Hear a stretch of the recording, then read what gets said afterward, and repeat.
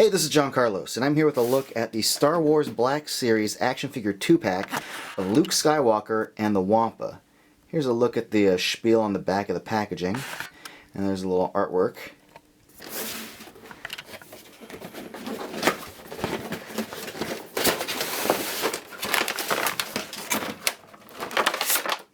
One quick note. Not only is it cool that Luke is packaged upside down, but I like that his lightsaber isn't packaged with the rest of the accessories. It's packaged almost at a ground level out of his reach. First off, we'll start by taking a look at the Wampa, which by design is a very basic character which translates into a very basic figure, albeit a very big figure that has some pretty good sculpting, although I do not like how painfully obvious that huge ball joint is at his ankles. But the articulation does allow for like the hinged ankle and the swiveling ankle, so I dig that. He does have a single knee joint in the back, not the usual double, but that's fine. I don't know why you'd need a double knee joint for a figure like this. Mid-thigh cut, and then we've got the torso area where you've got like multiple hinges here, but you have kind of a limited range with each one, so I do like that the multiple torso allows for you to get him to turn all the way from side to side. So that's pretty cool. I do like the mid 1, 2, 3 cuts. Pretty good. Then you've got the shoulder joint, which appears to just be a swivel on this one side. There's no shoulder hinge. This one's got a shoulder hinge that goes out like a ball, but this one's just the solid one.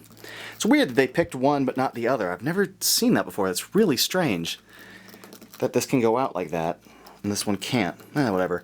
You've got the ball jointed elbow here, and then you've got the ball jointed wrist because it has a little hinge that comes inward and outward, and then the head has a decent range of motion, like it turns side to side about that much, and that's about all you get. Now I do like the fact that he's got the bloody mouth. The bloody mouth is a really nice touch, and it has like a lot of personality to it. His eyes look good.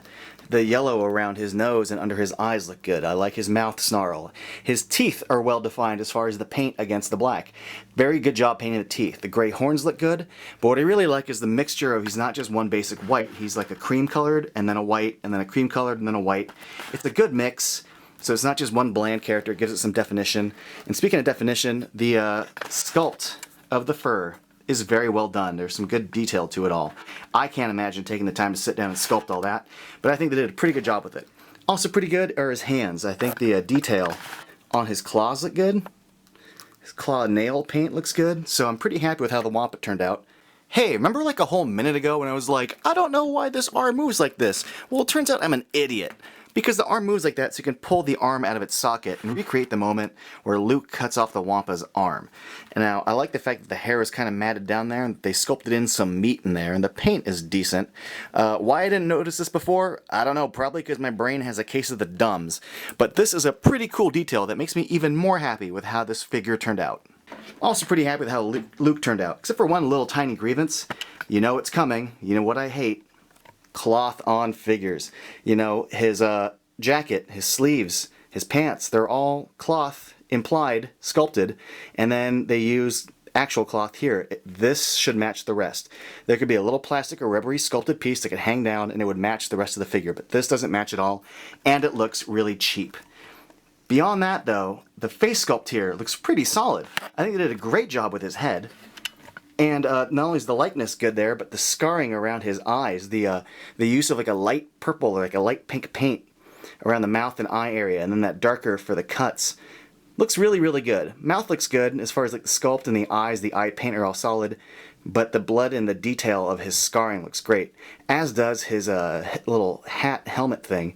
It's a hat with a bunch of cloth around it, but that sculpted texture and the little painted details all look really good. Like, I'm very impressed with his head and hat, aside from this stupid piece of gauze hanging from the figure. The sculpt of his jacket looks great. The paint detail on it, all these little things, the little chest pieces look awesome. The texturing on that little shoulder piece looks great. The wrinkles, the little details on the gloves right here. I'm really liking what you're seeing here. And then you get to his belt, which just looks awesome. The sculpt of it's perfect. And then, you know, the silver paint for the little rivets, all going around the sides here. The sculpted details within it, like, I just think the belt turned out great. His pants look great. You know the articulation stuff by now. You got the swivel hinge, double knee joint, mid-thigh cut, the hinge leg that comes forward and back and outside side, the waist cut, ball hinge shoulders, swiveling hinge elbow, and then the wrist, which This is different. We've got a gloved hand with no articulation at the wrist. We just have the swivel here at the arm, which is really different. I don't know if I like that. I mean, I like the swivel, but I don't like not being able to move the wrists. It's irritating. The figure comes with a couple accessories, including this blaster, which, aside from being sculpted perfectly, has great brown paint and a silver paint on it. I think the blaster turned out just great.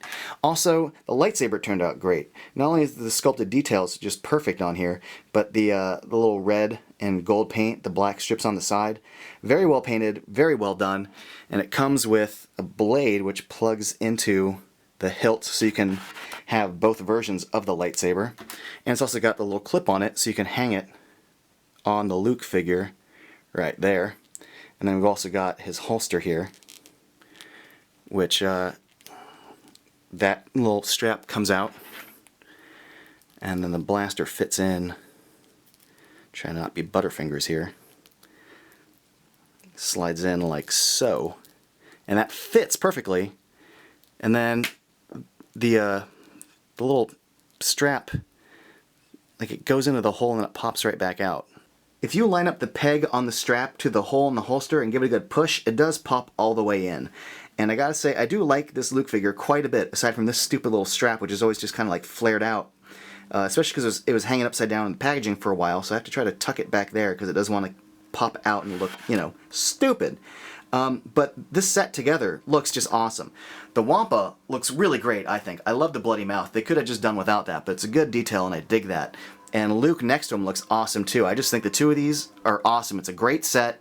Details like on the sculpt, as far as the fabric goes, I'm very impressed by. Great accessories. I love it. Love it, love it, love it. Thanks for watching.